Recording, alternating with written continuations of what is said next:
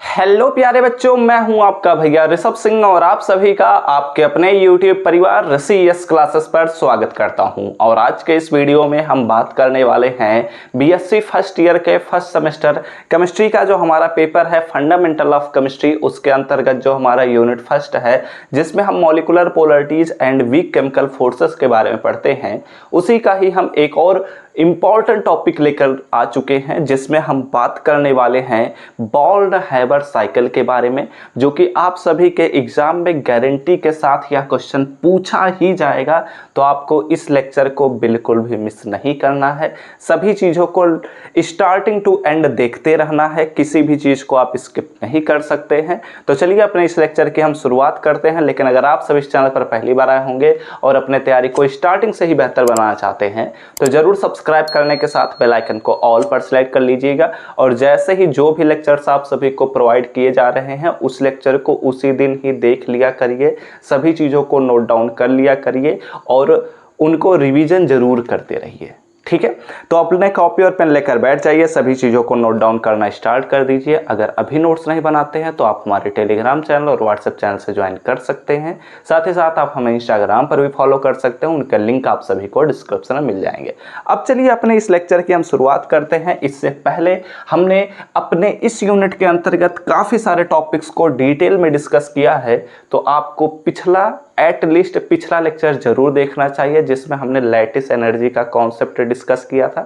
क्योंकि अगर आप लैटिस एनर्जी का कॉन्सेप्ट अच्छे से नहीं समझेंगे तो बॉर्न-हैबर साइकिल कभी भी समझ नहीं पाएंगे। और लैटिस एनर्जी से ही रिलेटेड आप सभी से क्वेश्चन यह पूछा जाता है, यानी कि आपसे पूछा जाएगा सबसे पहले कि what do you mean by lattice energy and discuss born-Haber cycle. And इसके साथ एक एग्जाम्पल भी पूछा जाता है जो कि एग्जाम्पल NaCl का होता है, तो उसके बारे में भी हम यहाँ पर आपको सब कुछ बताएंगे ही, ठीक है।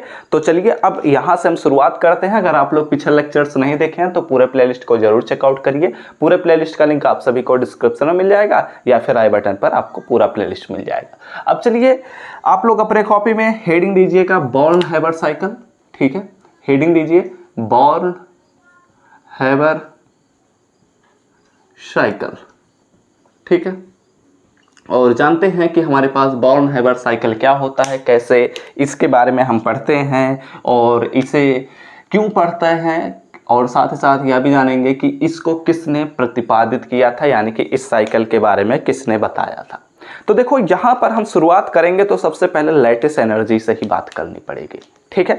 तो लैटिस एनर्जी का कॉन्सेप्ट मैंने आपको बहुत ही अच्छे से समझाया था और उसमें मैंने आपको बताया था कि अगर हमारे पास दो अपोजिट चार्ज गैसियस आयन हैं, आपको ध्यान रखना है, एक हमारे पास गैसियस आयन M+ है, दूसरा हमारे पास गैसियस आयन X- है, ठीक है। तो यहाँ पर अपोजिट चार्ज दो हमारे पास फ्री गैसियस आयंस होने चाहिए जो कि एक दूसरे से जब रिएक्शन करते हैं या फिर इन दोनों को हम जब पास लाते हैं तो ये क्या करते हैं, एक आयनिक बॉन्ड का फॉर्मेशन करेंगे और आयनिक बॉन्ड के फॉर्मेशन की वजह से यहाँ पर एक आयनिक कंपाउंड, आयनिक मॉलिक्यूल का फॉर्मेशन हो जाता है। और यह जो आयनिक मॉलिक्यूल का फॉर्मेशन होता है यह सॉलिड स्टेट में होता है और साथ ही साथ यहाँ पर कुछ एनर्जी क्या होता है, रिलीज होता है, और उस एनर्जी को मैं फिलहाल U से रिप्रेजेंट कर दे रहा हूँ, ठीक है। Okay, are you getting my point. तो अब यहाँ पर एनर्जी रिलीज होता है, इसलिए हम एनर्जी को नेगेटिव साइन से रिप्रेजेंट करते हैं। और इस रिएक्शन में जब एनर्जी रिलीज हो रहा है तो ऐसे रिएक्शन को हम कहते हैं कि यह एक्सोथर्मिक रिएक्शन है, ठीक है। क्योंकि जिस रिएक्शन में एनर्जी हमें देने की जरूरत पड़ती है उसे हम एंडोथर्मिक रिएक्शन कहते हैं, जिस रिएक्शन से एनर्जी रिलीज होती है उसे हम एक्सोथर्मिक रिएक्शन कहते हैं, यानी कि ऊष्माक्षेपी और ऊष्माशोषी रिएक्शन आप लोग समझ ही रहे होंगे।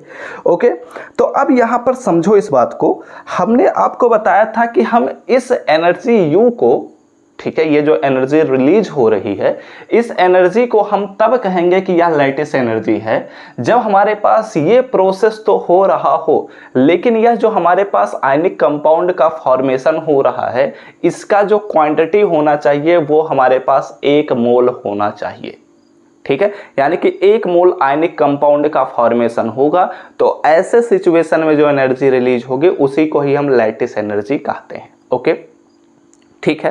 तो 1 मोल के लिए तो हम लैटिस एनर्जी कह दे रहे हैं, लेकिन अगर हमारे पास ऐसा कॉन्सेप्ट हम ले रहे हैं कि हमारे पास हम मेजर नहीं कर रहे हैं कि कितना मोल हमारे पास फॉर्मेशन हो गया, तो ऐसा सिचुएशन में जो हम यह एनर्जी है इसी को ही हम कहेंगे हीट ऑफ फॉर्मेशन।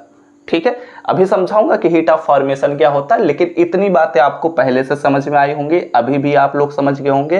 तो अब इसी को ही और भी हम स्टेप बाय स्टेप जब चीज़ों को समझते हैं, अलग अलग स्टेप से हम चीज़ों को समझते हैं, तो इसलिए हम एक बॉर्न हैबर साइकिल का प्रतिपादन हमने नहीं किया था, मैक्स बॉर्न और हैबर ने किया था। ठीक है, तो उसी को ही हम पढ़ते हैं। तो एक्चुअली क्या बात है ना कि दो साइंटिस्ट थे जो कि जर्मन साइंटिस्ट ही थे। ठीक है, तो दोनों साइंटिस्ट एक दूसरे के काफ़ी अच्छे दोस्त थे, जो कि एक हमारे पास बहुत ही फेमस साइंटिस्ट है मैक्स बॉर्न, और ये काफ़ी सारी चीज़ों का प्रतिपादन भी किए थे। ठीक है, तो बहुत ही मतलब फेमस साइंटिस्ट है, और साथ ही साथ एक हैबर हमारे पास साइंटिस्ट थे। तो ये दोनों दोस्त थे, ये लोग अपना काम कर रहे थे, अपना रिसर्च कर रहे थे। तो इन्होंने सोचा कि जब आयनिक बॉन्ड फॉर्म हो रहा है, ठीक है, तो एनर्जी रिलीज हो रहा है, तो हम कब एनर्जी रिलीज हो रहा है, तो हमने आपको बताया था कि जितना ज़्यादा एनर्जी रिलीज होगा उतना ही ज़्यादा हमारे पास बॉन्ड क्या होगा, स्टेबल होगा। ठीक है, तो जब जितना ही बॉन्ड हमारे पास स्टेबल होगा, तो इस एनर्जी में जो हमारे पास स्टेप बाय स्टेप हम प्रोसेस करा रहे हैं इस बॉन्ड के फॉर्मेशन में, उन स्टेप्स को हम किसी इक्वेशन से अगर रिप्रेजेंट कर देते हैं, ठीक है, समझाऊंगा भी, सारी चीज़ें बताऊंगा, तो उस स्टेप को जो हम रिप्रेजेंट करेंगे तो एक हमारे पास साइकिल बनना शुरू हो जाता है। साइकिल मतलब वो चलाने वाला साइकिल नहीं, एक हमारे पास चक्र बनना शुरू हो जाता है। ठीक है, तो उसी साइकिल को ही हम कहने लग गए कि वो मैक्स बॉर्न हैबर साइकिल है, और इसे इन्हों दोनों ने प्रस्तुत किया था, इसलिए हम प्रतिपादित किए थे या फिर दिए थे, इसलिए इसको हम बॉर्न हैबर साइकिल कहते हैं। ठीक है, और ये जो हमारे पास बॉर्न हैबर साइकिल है यह हेस लॉ पर आधारित है। ठीक है, अब आप लोग सोच रहे होंगे कि हेस लॉ क्या होता है, तो हेस लॉ आप लोग इंटरमीडिएट में पढ़े होंगे, लेकिन मैं यहाँ पर आपको समझा दे रहा हूँ। हेस लॉ आपको थर्मोडायनेमिक्स के अंतर्गत मैं आपको पढ़ाऊंगा भी।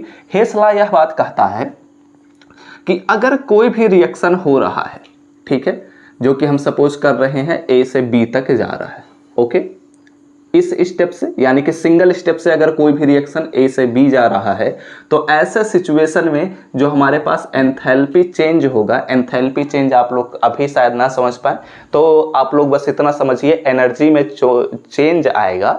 ठीक है, उसी रिएक्शन को अगर हम और भी स्टेप से लेकर जा रहे हैं, यानी कि पहले ए से सी पर पहुंचे, सी से हम बी पर पहुंच जा रहे हैं, तो ऐसे सिचुएशन में जो यहाँ पर एनर्जी चेंज होगा, ये एनर्जी चेंज हमेशा कांस्टेंट ही रहता है। मतलब ये कि हमारे पास यह जो E मिल रहा है ए से बी तक जाने में, वही E ए से सी और सी से बी तक जाने में बराबर ही होगा, इनके एनर्जी के ही बराबर होता है। ये बात हेस के नियम के आधारित कहा गया, हेस ने बताया था। अब इसी के आधार पर ही बॉर्न और हैबर ने एक साइकिल बनाया कि अगर हमारे पास सोडियम, ठीक है, अब इसी को ही अगर एग्जाम्पल के तौर पर देखना चाहते हैं, तो सोडियम और प्लस हमारे पास क्लोरीन है, Na+Cl- है, तो यहाँ से हमारे पास NaCl का फॉर्मेशन होता है, और NaCl हम जानते हैं कि सॉलिड स्टेट में होता है। तो ऐसे सिचुएशन में यहाँ पर एनर्जी रिलीज होगा, और उसी एनर्जी चेंज को ही हम यहाँ पर बॉर्न हैबर साइकिल से देखते हैं। ठीक है, समझ में आया बात? आसान था ना? हाँ, ठीक है। अब इतनी चीजें अगर आपको समझ में आ चुकी हैं, तो धीरे धीरे करते हुए और आगे बढ़ाते हैं। तो यहाँ पर मैं सारी चीजों को रिकॉल कर दूं फटाफट से, चलो समझाता हूँ। देखो, स्टेबल आयनिक बॉन्ड को बनाने के लिए एनर्जी को रिलीज होना जरूरी है, और उसी एनर्जी रिलीज को ही हम एक साइकिल से रिप्रेजेंट करते हैं, और उसी को ही हम बॉर्न हैबर साइकिल कहते हैं। ठीक है, अब यह जो बॉर्न हैबर साइकिल है, यह मैक्स बॉर्न और हैबर द्वारा प्रस्तुत किया गया था, प्रतिपादित किया गया था या दिया गया था। ठीक है, और यह जो हमारे पास साइकिल है यह हेस के नियम पर आधारित है, जो कि हमने यहाँ पर देख लिया। अब जब हमारे पास इस साइकिल की सहायता से हम यह भी कैलकुलेट करते हैं कि हमारे पास जो आयनिक बॉन्ड के फॉर्मेशन में अलग अलग स्टेप्स में एनर्जी रिलीज हो रही है, ठीक है, अलग अलग स्टेप्स में एनर्जी जो रिलीज हो रही है, उस एनर्जी के एक्सचेंज में, ठीक है, उसे हम कैसे रिप्रेजेंट करेंगे तो वो बॉर्न-हाइबर साइकिल ही बताएगा। इस सिचुएशन में जो हमारे पास पूरी एनर्जी रिलीज हो रही है, कंप्लीट टोटल एनर्जी जो हमारे पास रिलीज हो रही है, उस टोटल एनर्जी को कैसे कैलकुलेट करेंगे तो उसके लिए भी हम बॉर्न-हाइबर साइकिल यूज करेंगे। और यह जो एनर्जी है वह जितना ज्यादा होगा ठीक है, यह एनर्जी जो है वह जितना ज्यादा होगा वह बॉन्ड उतना ही ज्यादा स्टेबल होगा। आपको यह भी ध्यान रखना है कि ये पहले गैसियस स्टेट में आने चाहिए और ये हमारे पास एनायन बनने चाहिए। ठीक है, कैटायन और एनायन बनने चाहिए, तभी हमारे पास प्रोसेस होगा। तो चलो अब इसे समझाता हूँ और भी चीज़ों को आगे बढ़ाता हूँ। पहले चीज़ों को अब नोट डाउन करना शुरू करते हैं। ये सारी चीज़ें हमने यहाँ पर समझ लिया है। ठीक है, ओके, चलिए तो अब चीज़ों को नोट डाउन करना स्टार्ट करें। चलिए चीज़ों को नोट डाउन करते हैं। तो देखो समझो, यहाँ पर मैंने आपको बताया था कि स्टेबल आयोनिक बॉन्ड के फॉर्मेशन में, ठीक है, के फॉर्मेशन में एनर्जी रिलीज, ठीक है, एनर्जी रिलीज होती है। ओके, क्या होता है? एनर्जी रिलीज होता है। और उस एनर्जी चेंज, ठीक है, और उस एनर्जी चेंज को एक साइकिल से रिप्रेजेंट, ठीक है, रिप्रेजेंट करते हैं, ठीक है, जिसे बॉर्न-हाइबर साइकिल कहते हैं। ठीक है, जिसे बॉर्न-हाइबर साइकिल कहते हैं। ठीक है, कहते हैं।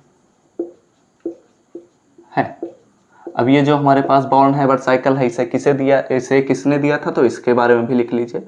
इस साइकिल का प्रतिपादन, ठीक है, प्रतिपादन, इस साइकिल का प्रतिपादन मैक्स बॉर्न, जर्मन साइंटिस्ट थे। ठीक है, मैक्स बॉर्न। वैसे आप लोग इनके बारे में अगर आप थोड़ा बहुत भी जानना चाहते हैं तो बहुत सारे डॉक्यूमेंट्रीज बने हैं। ठीक है, उन्हें देखेंगे तो आपको मैक्स बॉर्न के बारे में पता चलेगा। आप आइंस्टाइन का डॉक्यूमेंट्री देख सकते हैं, आप ओपेनहाइमर देख सकते हैं, उसमें आपको इनके बारे में थोड़ा बहुत आइडिया मिलेगा कि ये कैसे साइंटिस्ट थे। ठीक है, और ये हाइबर द्वारा दिया गया था। ठीक है, ओके, चलिए बढ़ते हैं अगले स्टेप की तरफ। तो यहाँ तक की चीज़ें आपको समझ में आई होंगी। तब इस साइकिल का प्रतिपादन मैक्स बॉर्न और हाइबर ने किया था। ठीक है, ये किया था। यह जो साइकिल है, यह साइकिल किस पर आधारित है? यह साइकिल हेस लॉ पर आधारित है। ठीक है, हेस लॉ, ठीक है, हेस लॉ पर आधारित है, यानी कि डिपेंडेंट है, आधारित है। ठीक है, और हेस लॉ को ही हीट ऑफ कंबस्टन नहीं, हीट ऑफ फॉर्मेशन नहीं, इसे हम क्या कहते हैं? Heat of exchange in reaction कहा जाता है। ठीक है, वैसे एक और दूसरा नाम होता है, उसे मैं आपको बाद में पढ़ाऊंगा, जब आपको पढ़ाऊंगा हेस लॉ के बारे में। ठीक है, तो वहाँ पर मैं समझा दूंगा। आइए बात करते हैं अगले स्टेप की तरफ। और इस साइकिल, ठीक है, इस साइकिल की सहायता से हम क्या करते हैं? इस साइकिल की हेल्प से आयोनिक बॉन्ड के फॉर्मेशन में, ठीक है, आयोनिक बॉन्ड के फॉर्मेशन में इस साइकिल की सहायता से आयोनिक बॉन्ड के फॉर्मेशन में डिफरेंट स्टेप्स में रिलीज्ड, ठीक है, रिलीज्ड एनर्जी का कैलकुलेशन करते हैं। ठीक है, का कैलकुलेशन करते हैं। ओके, ठीक है, 1 मिनट रुक जाइएगा, बस 1 मिनट एक्चुअली।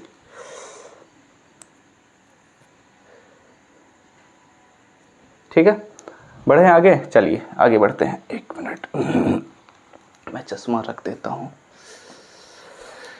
ओके, तो हम कैलकुलेशन करते हैं, फिर उसके बाद आगे बढ़ेंगे। तो हम यहाँ पर लिखेंगे कि क्या लिख लिया जाए, और इसकी सहायता से हम क्या करते हैं, हीट ऑफ फॉर्मेशन का भी कैलकुलेशन करते हैं, तो उसे भी लिख लीजिए। और ठीक है, और रिएक्शन में, ठीक है, रिएक्शन में टोटल रिलीज्ड, ठीक है, टोटल रिलीज्ड एनर्जी का कैलकुलेशन करते हैं। ठीक है, 1 मिनट, कुछ गड़बड़ हो गया क्या। इस साइकिल की सहायता से हम आयनिक बॉन्ड के फॉर्मेशन में डिफरेंट स्टेप्स में एनर्जी चेंज का कैलकुलेशन करते हैं। यहाँ पर लिखिए एनर्जी चेंज। ठीक है, एनर्जी चेंज को रिप्रेजेंट करते हैं या फिर कैलकुलेशन करते हैं, ऐसे भी लिखा जा सकता है। ठीक है, और रिएक्शन में टोटल रिलीज एनर्जी जो होगा उसका हम कैलकुलेशन करते हैं इसी साइकिल की सहायता से। ओके, मतलब ये दोनों चीजें एक दूसरे पर डिपेंडेंट हैं। ओके, करते हैं। ओके, अब यहाँ पर और अगर हम आगे बढ़ते हैं तो इसको भी ऐसे भी लिखा जा सकता है, और उसी टोटल रिलीज एनर्जी को हम क्या कहते हैं, तो उसे लिख लीजिए। और वह एनर्जी, ठीक है, और वह एनर्जी ही क्या कहलाता है, वह एनर्जी ही कहलाता है हीट ऑफ फॉर्मेशन। ठीक है, हीट ऑफ फॉर्मेशन, और इसका वैल्यू जितना अधिक होता है वह कहलाता है, वह बॉन्ड उतना ही ज़्यादा स्टेबल होता है। ठीक है, तो यहाँ पर उस लाइन को भी लिख लेते हैं। हीट ऑफ फॉर्मेशन, ठीक है, हीट ऑफ फॉर्मेशन किसी बॉन्ड के लिए जितना अधिक होगा, ठीक है, वह कंपाउंड या मॉलिक्यूल, वह कंपाउंड मतलब क्या, आयनिक कंपाउंड। ठीक है, वह कंपाउंड उतना ही अधिक स्टेबल होगा। ठीक है, स्टेबल होगा। ओके, इतनी बातें तो आपको अच्छे से समझ में आया होगा कि कोई दिक्कत की बात नहीं है इतनी चीज़ों को। अब यहाँ पर अगर हम बात करते हैं, ठीक है, तो आप लोग पहले इतनी चीज़ों का स्क्रीनशॉट लीजिए, उसके बाद आगे चीज़ें मैं समझाऊंगा। पहले इसे मैं इरेज करता हूँ, फिर उसके बाद हम समझते हैं। तो टेक द स्क्रीनशॉट नाउ। तो स्क्रीनशॉट हो चुका होगा, तो अब चलिए अगले स्टेप की तरफ बढ़ते हैं। इसे मैं पहले इरेज करता हूँ, फिर आगे की चीज़ों को समझाता हूँ। ठीक है, तो यहाँ तक आप लोग नोट डाउन कर ही चुके होंगे। ये हमारे पास इंट्रोडक्शन हुआ कि मतलब हम बॉर्न हैबर साइकिल से क्या करते हैं, किस चीज़ का रिप्रेजेंटेशन करते हैं, और उसके बाद हम समझेंगे कि एक्चुअली हम बॉर्न हैबर साइकिल की सहायता से हम कैसे रिएक्शन को रिप्रेजेंट करेंगे। ठीक है, मतलब क्या क्या हम स्टेप्स लेते हैं इस चीज़ के लिए, हम इसका अब कैलकुलेशन करने वाले हैं। आई मीन इसके बारे में अब हम डिस्कशन करने वाले हैं। उसके बाद हम एक एग्जाम्पल देखेंगे, और पहले इन चीज़ों को समझ लेते हैं, फिर उसके बाद एग्जाम्पल की तरफ बढ़ेंगे। तो मैं पहले इसे इरेज करता हूँ। आप लोग भी अच्छे से पढ़ते रहिए करिए, कुछ भी आप लोग परेशान मत होइए, बस हाँ सारी चीज़ों को रिवीजन करते रहिए एंड टाइम से सारी चीज़ें पढ़ते रहिए। ठीक है, इकट्ठे जब बोझ पड़ेगा तो आप लोग मतलब डिस्टर्ब होने की कंडीशन में आ जाते हैं कि अब क्या करूं, अब क्या करूं, अब क्या करूं, कहीं से कुछ मिल जाए। ठीक है, तो ऐसा सिचुएशन में नहीं पड़ना, स्टार्टिंग से ही धीरे धीरे करते हुए सारी चीज़ों को अच्छे से तैयार करते चलना है। अब यहाँ पर ध्यान दीजिए कि एक्चुअली अगर हम बात कर रहे हैं तो हमने आपको बताया कि एक एन कैटायन है, एक एनायन है, जो कि गैसियस स्टेट में दोनों होने चाहिए। ठीक है, फ्री गैसियस स्टेट है जिसे हम कहते हैं, तब जाकर ये हमारे पास फॉर्म करता है एक आयनिक कंपाउंड, और हमारे पास यह सॉलिड स्टेट में मिलता है। ठीक है, तो अब यहाँ पर आप लोग को दो बातें ध्यान देनी पड़ेंगी। एक तो हमारे पास क्या है कि यहाँ पर अगर ध्यान से देखा जाए तो यह हमारे पास गैसियस स्टेट में है। ठीक है, तो हम तो यह बात जानते हैं कि हमारे पास ऐसे बहुत सारे एलिमेंट होते हैं जो कि गैसियस स्टेट में नहीं पाए जाते हैं, लेकिन फिर भी वो आयनिक कंपाउंड का फॉर्मेशन करते हैं। जैसे कि हमने जो छोटा सा एग्जांपल लिया था, जैसे कि हमने सोडियम, तो सोडियम जो होता है वह सॉलिड स्टेट में होता है, और इसी से ही अगर हम क्लोरीन का रिएक्शन कराते हैं तो यह हमारे पास क्या होता है, सोडियम क्लोराइड का फॉर्मेशन करता है। तो जो क्लोरीन होता है यह तो गैसियस स्टेट में पाया जाता है, लेकिन इसके 2 एटम्स रिएक्शन में पार्टिसिपेट नहीं करते हैं। जबकि यहाँ पर अगर बात किया जाए तो हमारे पास जो Cl होता है वह तो Cl2 के फॉर्म में पाया जाता है, यानी कि एक मॉलिक्यूल के फॉर्म में पाया जाता है, वह किसी भी एटम के फॉर्म में नहीं पाया जाता। ठीक है, तो ऐसे सिचुएशन में हम नॉर्मली क्या करते हैं, यह बात आप लोगों को समझ में आना चाहिए कि हम पहले तो कोई भी अगर हमारे पास रिएक्शन में रिएक्टेंट्स हैं, ठीक है, 1 मिनट रुकिएगा, क्या हो गया, ठीक है, यहाँ पर समझिए, अगर हमारे पास 1 मिनट मैं चेक कर लूँ वीडियो चल भी रहा है, हाँ ठीक है। यहाँ पर आप लोग ध्यान दीजिएगा, चीज़ों को समझिए कि यहाँ पर रिएक्शन में जो हमारे पास जो ये एलिमेंट्स हैं, जो एटम्स हैं, एलिमेंट्स के जो एटम्स हैं, जैसे कि सोडियम हो गया, क्लोरीन हो गया, तो सबसे पहले तो अगर ये सॉलिड स्टेट में है, लिक्विड स्टेट में है, तो इन्हें गैसियस स्टेट में हमें पहले स्टेप में कन्वर्ट करना पड़ेगा, क्योंकि हमने डिफिनीशन में ही देखा है कि फ्री गैसियस एटम्स होने चाहिए।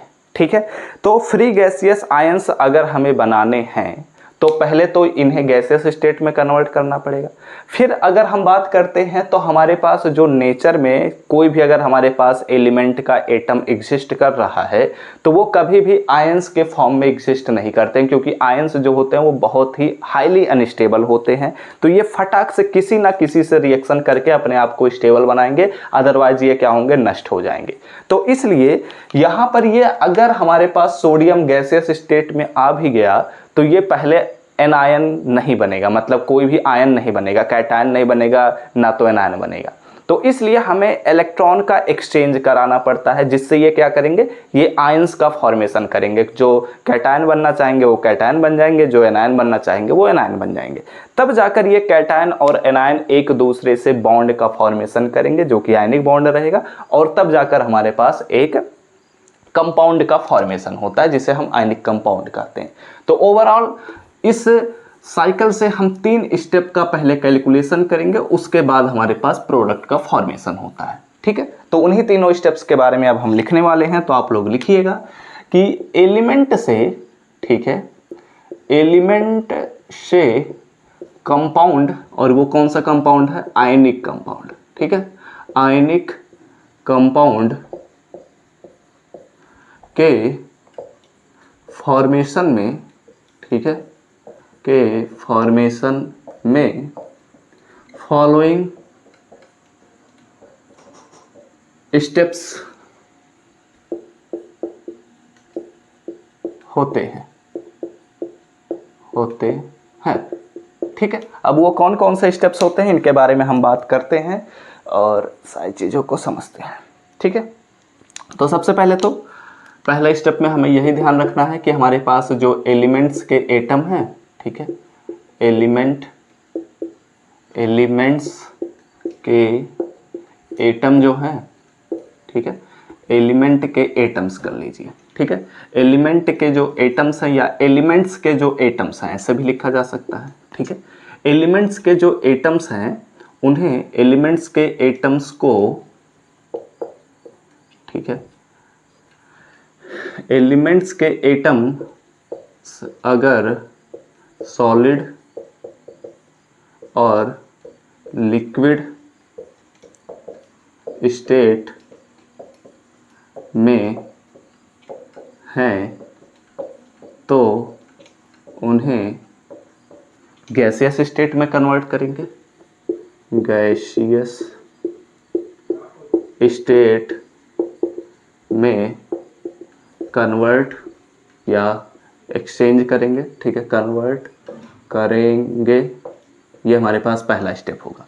दूसरे स्टेप में अगर बात किया जाए तो जब हमारे पास गैसेस स्टेट में कन्वर्ट हो जाएंगे तो उन्हें हम आयंस में एक्सचेंज करेंगे। ठीक है, तो ऐसा करने के लिए हम इलेक्ट्रॉन्स का एक्सचेंज करेंगे। तो क्या करेंगे, तो एलिमेंट्स, ठीक है, एलिमेंट्स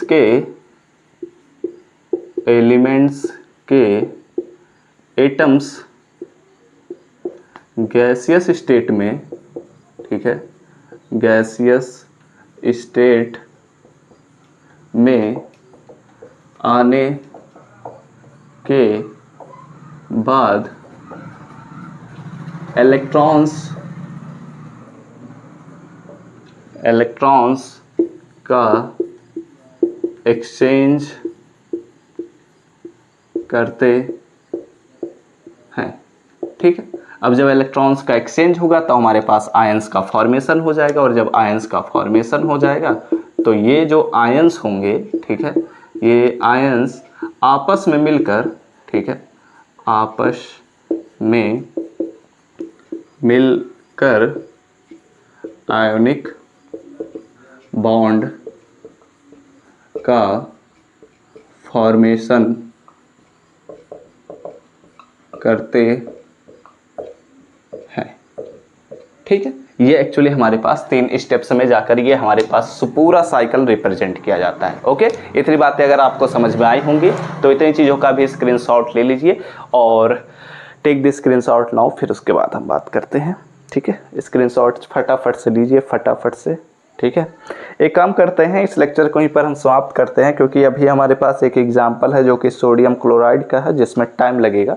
मुझे लग रहा था कि ये लेक्चर छोटा सा बनेगा, लेकिन ये लेक्चर काफ़ी बड़ा होना लग गया, ठीक है। मुझे लग रहा था कि ये सारी चीज़ें मैं 10 मिनट में ही बता दूंगा, लेकिन समझाने में तो आई थिंक मुझे लगा है 5 मिनट, लेकिन लिखने में काफ़ी समय लग जाता है, ठीक है। और नोट्स आपको चाहिए ही चाहिए, तो इसलिए मैं सारी चीज़ें लिखवाता चलता हूँ। स्क्रीनशॉट हो ही चुका होगा, तो इस लेक्चर को यहीं पर हम समाप्त करेंगे। अगले लेक्चर में हम मिलेंगे और अगले लेक्चर में हम डिस्कस करेंगे इसके एग्जाम्पल के लिए, और एग्जाम्पल बहुत ही फेमस एग्जाम्पल जो कि आप सभी से एग्जाम में ज़रूर पूछा जाता है, कि सोडियम और क्लोरीन, जो कि सोडियम जो होता है वह गैसियस स्टेट सॉलिड स्टेट में होता है, और क्लोरीन जो होता है वह गैसियस स्टेट में होता है। तो इनसे हम कैसे सोडियम क्लोराइड का फॉर्मेशन करते हैं, इसके लिए हम बात करेंगे, और वही एग्जाम्पल बहुत ही फेमस है। उसमें सारी चीज़ हम डिस्कस कर ले जाएंगे कि हीट ऑफ सब्लिमेशन क्या है, हीट ऑफ डिसोसिएशन क्या है, आयोनाइजेशन एनर्जी क्या होता है, इलेक्ट्रॉन अफिनिटी क्या होता है, लैटिस एनर्जी के बारे में हमने ऑलरेडी पढ़ा है, और हीट ऑफ फॉर्मेशन को कैसे इन सभी चीज़ों से रिलेट किया जाएगा, इन सभी चीज़ों के बारे में हम बात करेंगे, ठीक है। वैसे कुछ ऐसे टर्म्स रहेंगे जो अभी हम लोग नहीं पढ़े हैं, लेकिन आगे चलते हुए हम उन चीज़ों के बारे में बात करेंगे। यहाँ पर आपको उनका इंट्रोडक्शन हम देते चलेंगे, ठीक है। तो चलिए अब इस लेक्चर को यहीं पर हम समाप्त करते हैं। आई होप आपको सारी चीज़ें अच्छे से समझ में आ चुकी होंगी।